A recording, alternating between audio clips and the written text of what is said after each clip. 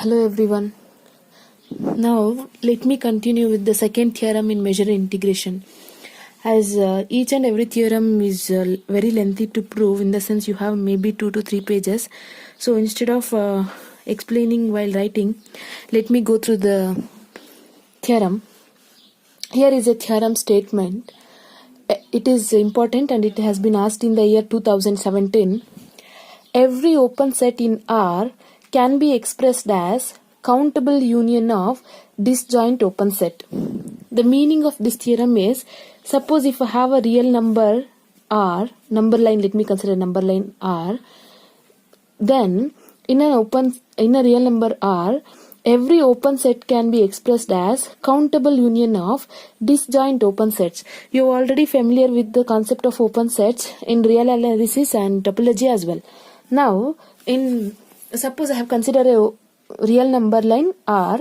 Let me consider one open set, say AB, and a number line R.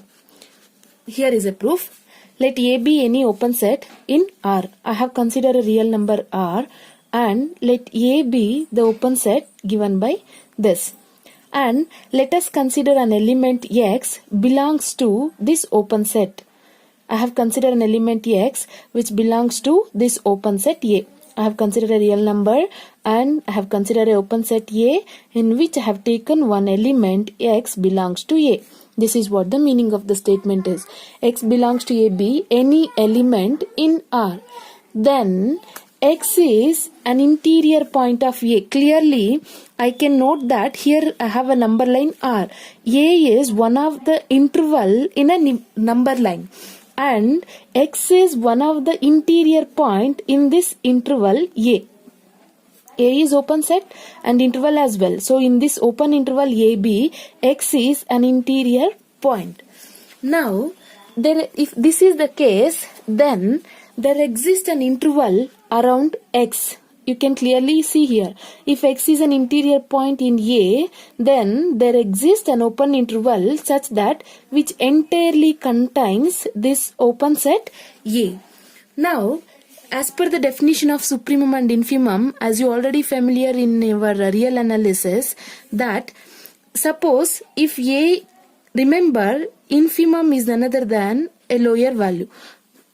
Supremum is none other than an upper value. So let me set an element A as an infimum. Infimum of an element, take Y here, and let us consider an element Z here. Since X is the interior point of this, Y is the particular point and real number, and Z is also a particular point and real number. So let me take an element A such that which is an infimum of Y, and Y comma X is subset of A. So clearly subset of an open set A. Clearly you can see here in the diagram X is an interior point. So A is the infimum value of a subset Yx, or I can say Cartesian product Yx, which is a subset of this A. I'll draw the same again. See here I have a real number R. I have considered an open set A in this real number, and X is an interior point, whereas Y and Z are supremum and infimum. This is infimum value and this is the supremum value. Fine. Since X is the interior point, let me define a infimum A as its infimum is given by an element Y such that this order pair Yx is subset of A. Why? Because this whole set is A. I have chosen this set, open set is there, no? This open set is A. So this is a part of A.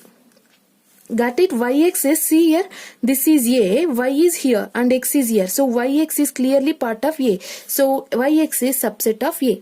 Clear? Same, take the element Y as supremum of Z such that X comma Z is subset of A.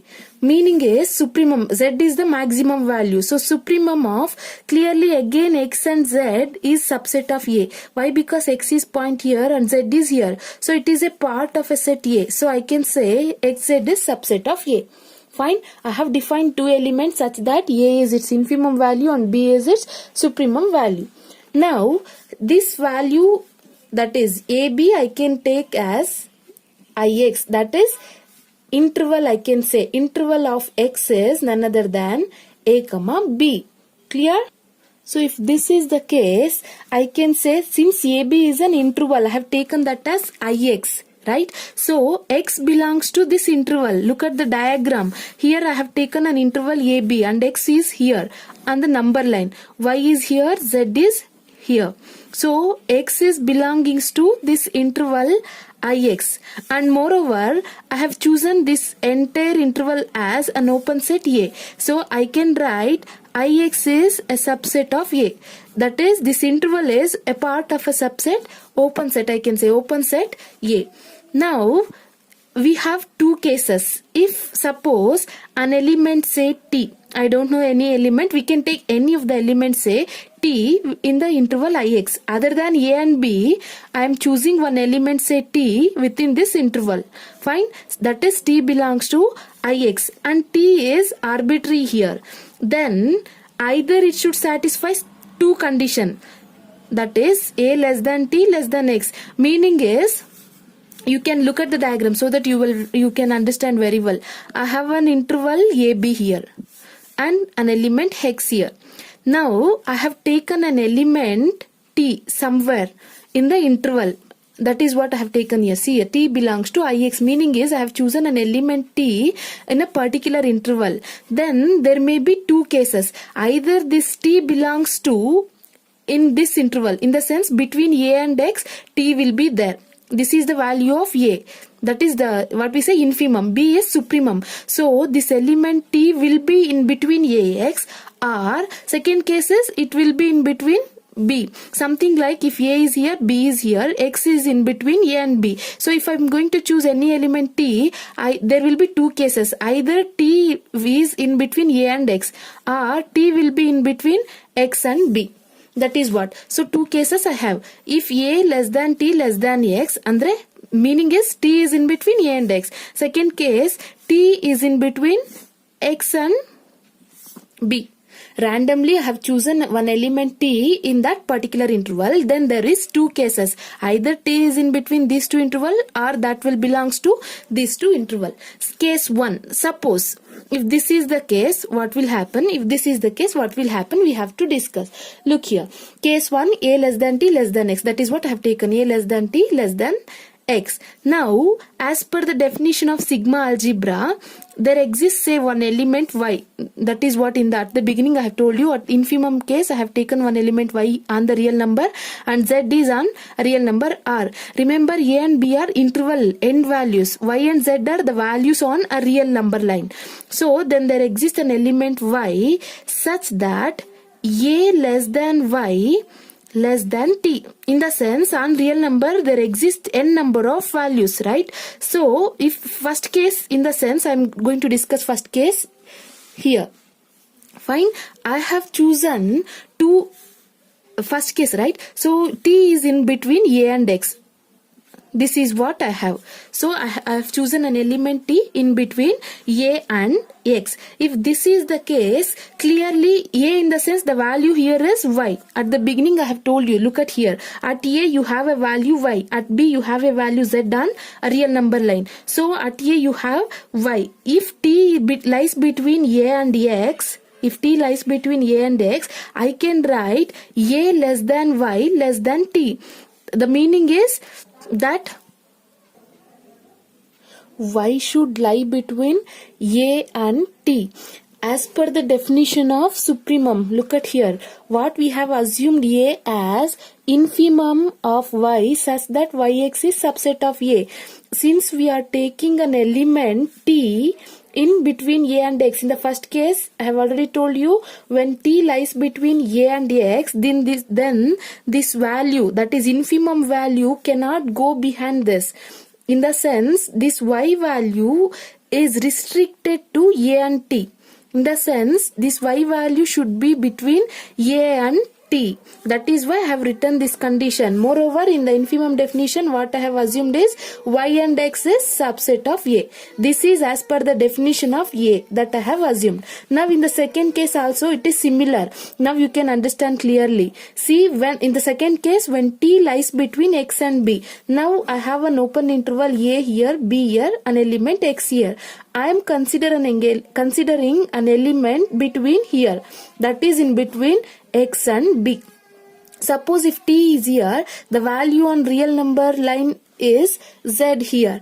Now b is taken as supremum, meaning is this is the highest value. So when you're going to assume t here, the meaning is that t cannot go behind z cannot go behind t and b.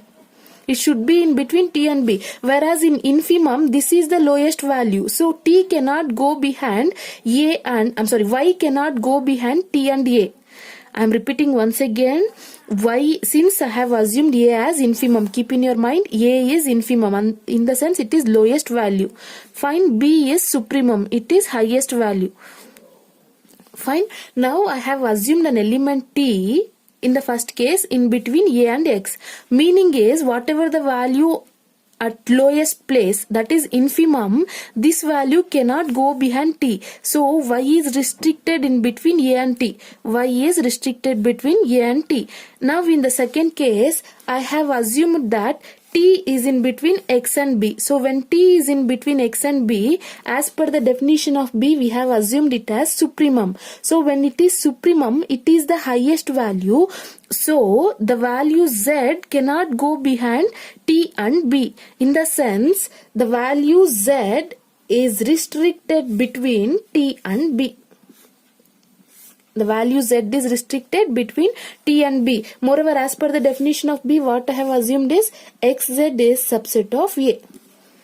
Right? That is what we have in the theorem proof. Look here. In the case 1, y lies between a and t. That is what I have proved now. See here. Y lies between a and t. Y lies between a and t. And moreover, yx is subset of a. Yx is subset of a as per the definition of infimum. And next case, z lies between t and b. That is what I have proved now. Z lies between t and b. And moreover, xz is subset of a. Xz is subset of a as per the definition of supremum. So this is what two cases we have. So meaning is that an element t also belongs to a. Why? Because t is in between a and x in the first case, and t is in between x and b. So in this case also t belongs to a. In the second case also t belongs to a. In both the cases we have proved that t is in the open set A. Now, since t, we have assumed at the beginning t is an arbitrary element, therefore it belongs to an open interval I. T belongs to an open interval I. Now, we have for any element t belongs to open set A. Let me write it once again. So, t belongs to A. And moreover, since t I have assumed in between the interval, that is I can say open set, so t belongs to an interval Ix. Therefore, I can write Ix is subset of A. Why? Because look at these two expressions. Since t is in A, also t belongs to open interval. So t is a common element in both the sets. So I can write Ix is subset of A. Thus, we have for any element in a set A, meaning is if we are going to consider in open interval AB, that is what? Open set A contains an open interval AB. So if you are going to assume any any arbitrary point X in this open set, there exists an open interval AB. That is what I have proved now. Therefore, I can write Ix as an open interval AB, and which is such that an x will be in the same open interval. Whenever you are going to consider an element x, that will belongs to a open set, and moreover it is a subset of a open set. We call AB is a interval, whereas A is open set, which is a subset of a given interval. Now, I have considered an element A such that endpoint A and an endpoint B, which clearly does not belongs to A and B does not belongs to A. As per the definition of open set, what it says, A and B will never belongs to a set, open set. Whereas if you are going to consider a closed set, A and B will belongs to a open set. This is the standard definition of open interval and closed interval. In open interval, endpoints will never belongs to the given set, whereas in closed interval, it belongs to a open set. So clearly, since it is an open set, A is not belongs to an open set and B AB is an open interval, endpoint A does not belongs to open set and endpoint B also not belongs to a open set. If this is the case, suppose let me consider one more element B in a open set A, such that then there exists a delta. Delta is a small quantity, moreover it is positive, in such a way that B will belongs to an interval B minus delta and B plus delta. In the sense B is the end point of the open interval. Then that will belongs to, I am going to consider the value just beside that. But just beside that, plus delta minus delta will denote a small change in the value of B. Again, whenever you are going to consider the value just beside that point B, that will be a subset of A. Even when you are going to consider the point just beside A, that will again a subset of A. So I can say this is a subset of a given open set A. That is, B is a subset of A, I can say. That implies X comma, or else in other words I can say that B minus delta is contained in B, which is contained in B plus delta. In the sense, an element B belongs to B minus delta and B plus delta.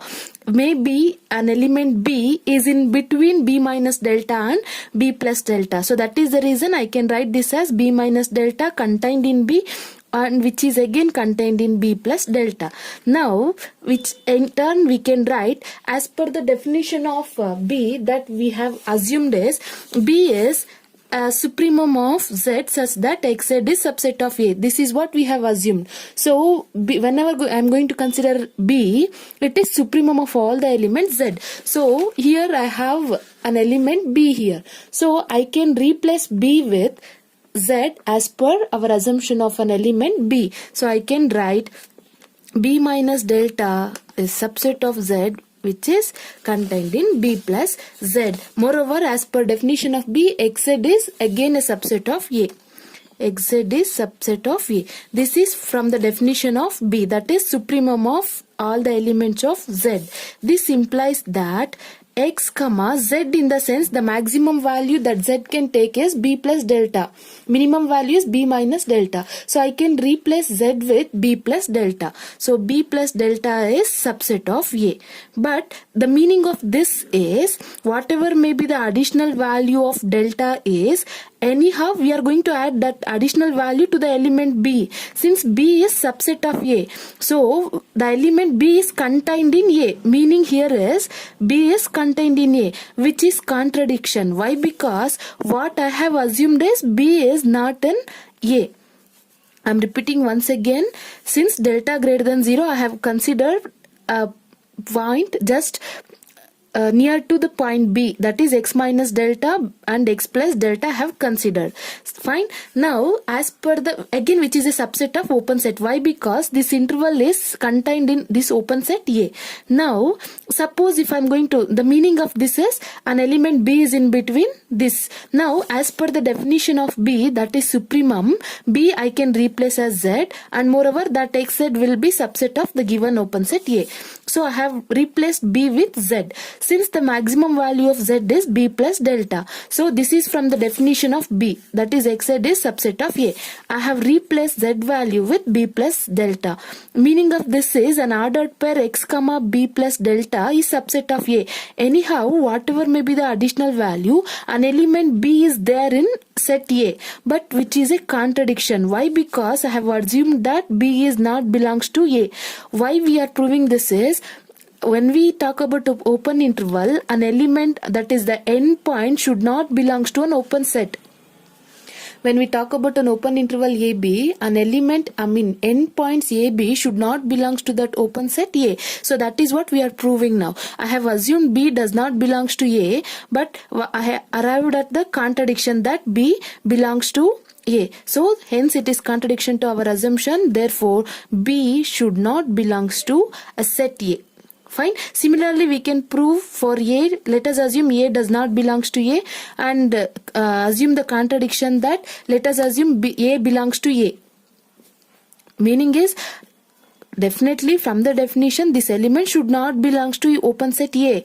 If contradiction, if possible, let me take B belongs to A. If this is the case, what I have arrived is B does not belongs to A. It is contradiction to our assumption. So clearly A cannot belongs to the given set A. Now let me take one element, say X, which belongs to the given set A. Fine, I have chosen an element, one element say X, which belongs to A. Since A is a open set and X is one of the element in A, so I can take that element belongs to open set A. Now, since AB is an interval, so there exists an interval IX such that IX will be equal to AB. Fine, why? Because X is in between AB. So I have assumed IX as AB. Now since R is a real number, I can write X belongs to AB is an interval. So X belongs to IX. Again IX is a subset of this open set. Right? IX is subset of open set, and moreover an element A does not belongs to A and B does not belongs to open set A. Why? Because A and B are endpoints of a given interval Ix. Now what we claim is, suppose if I have only one interval Ix, endpoints are not included in that particular interval. Let me assume one more interval, say Iy. Then in such case also remember Ix intersection Iy will be null set. In the sense Ix and Iy are mutually disjoint sets. Why? Because let us take one example. In a real number, something like this you will be having, right?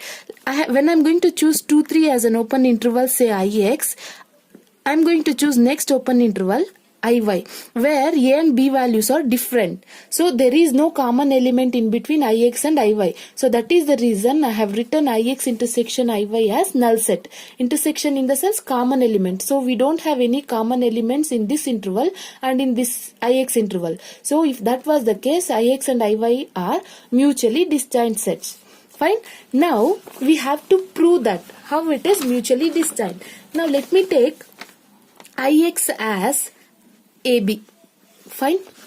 Ix as AB. Similarly, let us take Iy as, say, CD. Fine. Clearly, Ix and Iy are a subset of A. This is a open set A. I have proved only for one interval. Now I am doing the same for two intervals Ix and Iy. So Ix and Iy are subsets of open set A.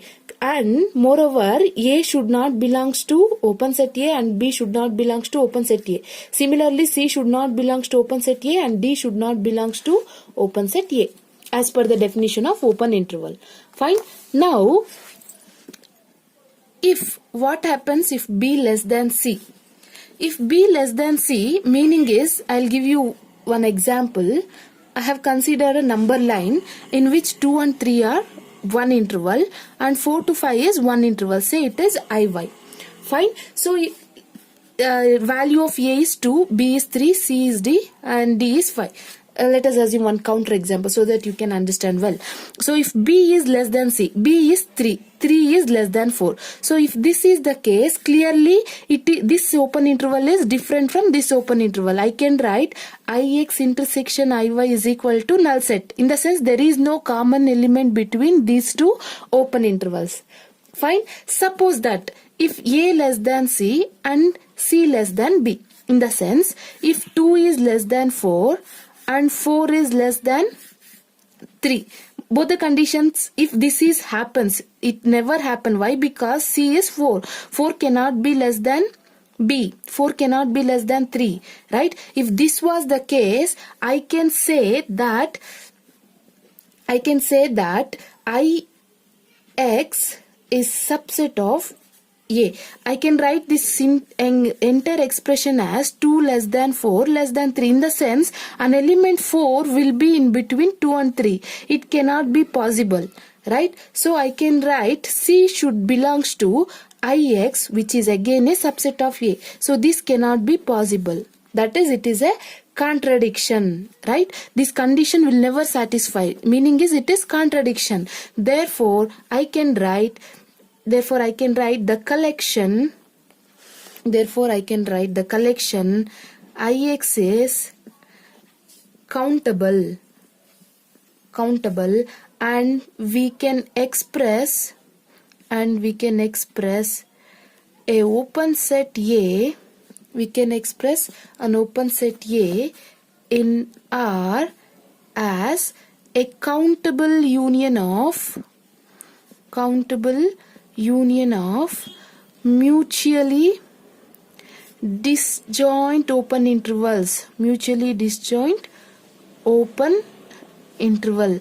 The meaning is that if this condition is true, then we cannot write like this. Why? Because mutually disjoint sets, the meaning of mutually disjoint open interval is there should not be any common interval.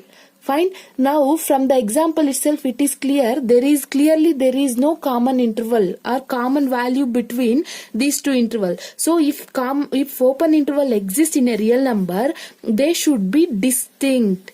They cannot be same. In the sense there is no common element between those two open interval. Fine. So if that open interval exists, they are mutually disjoint. There will not be any common element in between. So this cannot be possible. There should not be any common element. Fine. Hope it is clear. Thank you. The same notes will be forwarded in the group. Copy the same. See you in the next session.